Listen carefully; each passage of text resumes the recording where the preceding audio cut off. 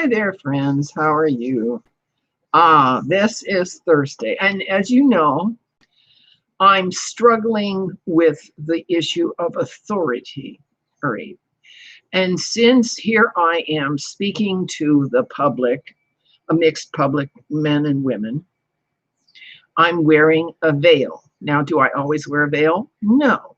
Am I doing it now? Yes, because I'm exploring the sense of authority that says, what I say here is going to be judged by the Holy Spirit of truth and God. And I'm going to allow that, and that's going to be okay. And that's the sense of authority I'm utilizing. But you're going to have to make your own judgments about what I do and how I speak, and whether what I say is followed up by what I do. Okay, this is all the steps we go to make our intentions and our actions create a good outcome in the long run. There's short run and there's long run. But that's not the topic. That's not the topic for today.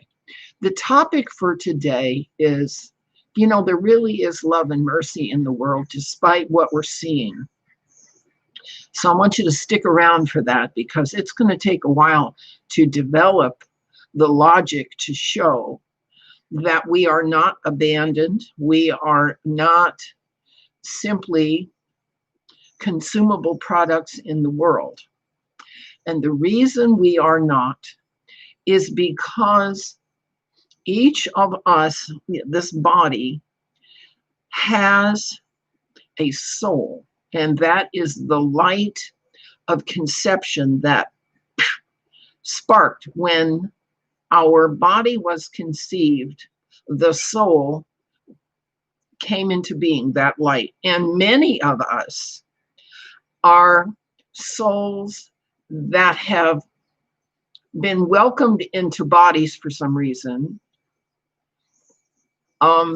We are souls that remember other times, other memories, other places.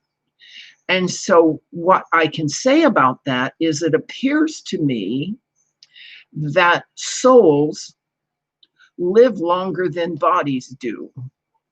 And that there's an arrangement in the universe for souls that are older to participate in bodies that are new. Now, how that works, I don't know. But what I do know about my own children is that they all have attributes of people I knew before. Maybe you have run into this too. And of course, there are so many videos we've seen where little tiny tots speak to their young parents about the life before. That happens too quite a bit. All right. And the reason this is so important right now, because the soul establishes a long-term strategy or policy that's not just for now, okay? We like to get our impulses and our goals and objectives satisfied in the now, but sometimes we can't. It's not allowed. It's illegal, it's immoral, it's fattening, our family doesn't like it, or it belongs to the wrong identity group. You see how idea factions have divided our society up to the point where if you wear a MAGA hat in some places, you're likely to be assaulted. All right. And we all have family members who have ghosted us because we're not politically correct enough, right? You know this. We're ghosting each other because somebody has the wrong idea about this and somebody has the wrong idea about that. And that is what the powers that be that are driving the engine of apocalypse want to see, is that people get so divided and so separated that they can't cooperate in order to either survive or create an interest group that works from progressive, civil, honest methods. All right. Now, who are the people who are blind to the soul? It's not difficult to identify them. They are the people who do not see the treachery in commercialism. They do not see the protection racketeering in usury, slavery, and the practices of we have to pay for safety. Those are protection rackets. Paying for a vaccine to protect us from a disease that was developed at Fort Detrick, Maryland, in order to profiteer on vaccines. That's a protection racket, okay? But the people who are blind to the protection rackets, they're blind to the divide and conquer strategies, okay? They're blind to the difference between honesty and hate speech. These are the people who also have souls, okay? They have souls also.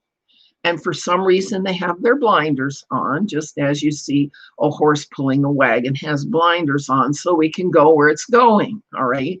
And that's why they have blinders on, because they want to get where they're going.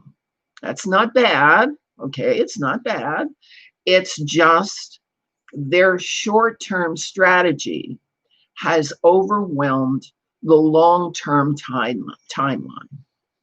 So what you can say to people who are vehemently disagreeing and arguing against you is time will tell. Time will tell. Time will tell how this is all going to work out, because the truth will always surface, and the truth is surfacing. And the cost of truth is very, very high. People who tell the truth are ghosted, okay? They're penalized. They're charged unlawfully by governments. Millie, and I forget her last name, who produced a video, is now under arrest for producing a video that depicts the deep bureaucratic corruption of people who are more wedded to ideology and to process than they are to the clear and honest outcomes of a clean, honest marketplace. All right. I forget Millie's last name, but you'll know who I'm referring to. And the scuttlebutt is, of course, that Assange and Edward Snowden are going to be pardoned by the president, because he sees the value of telling the truth in order to identify and recognize and articulate the problems that need solving in a civil and measured way. And how do we solve the problems? The people have a gathering in which they are asked to talk about the symptoms of the problems and the symptoms of what would comprise recovery. It's a very disciplined process. Professor John N. Warfield at George Mason University taught that process. I learned that process from him. The process is called interactive management in academia, but the indigenous peoples all have civil times, forums, conventions in which they deal with their social problems at a civil communication level. And that's how we're going to deal with our problems, if we're going to deal with our problems. And the people who can't do that because they're too triggered, they're too emotional, they're too embedded, they're too obsessed, they're too out of control. What we can say to them, those that we have to interact with, time will tell. And if they don't get it in this lifetime, well, there's a saying, what goes around comes around. They've signed themselves up for the next class automatically. All right. So everybody gets to cover all of the learning objectives, even when the school curricula is teaching confusion, false facts, and propaganda. All right. The children who have been schooled under the Common Core curriculum are exceedingly cynical, exceedingly difficult to influence or convince of anything because they've been taught that truth is unknowable and knowledge is unreliable. Okay, time will tell. They will learn in time. In the meantime, those of us who work toward the longer view want to stay with the civil methods, with the constitutional methods, with the common law methods, okay, with the rule of law method, okay. And when agencies of the bureaucracy become weaponized so that they no longer push for truth, they no longer push for just doing the right thing, they no longer push for getting a win-win outcome, when those agencies like DOJ, FBI, FDA, USDA, even the post office, when they're weaponized against true knowledge of the level of corruption, conspiracy, sedition, and treason going on in their ranks, well, we're going to have to be patient, because the President Trump has a series of steps in mind to get the people in charge of sedition and treason out of the way. We're going to have to let him do that and pray for his safety and for our own safety and for the safety of our children, despite this pandemic, this epidemic that can't be cured. These are testy times, but time will tell. And there is love and mercy in the universe, because souls outlive the conflicts that they have to confront. So we're all going to get there. You're going to get there. I'm going to get there. Where we're going to get to? Oh, well, that's a good question. The souls that can maintain civil and civic process and truth have one destination, and that is they are allowed to be creative.